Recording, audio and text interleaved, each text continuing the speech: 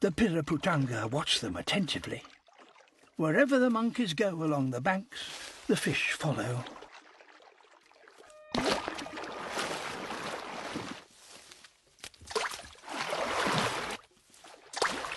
Every scrap is fought over.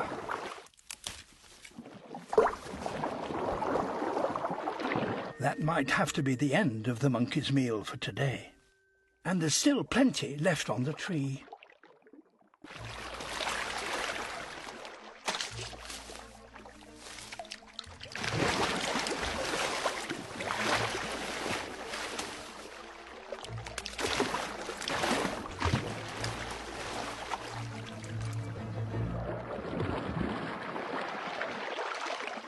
With a split-second adjustment, the fish bends in midair and collects the prize.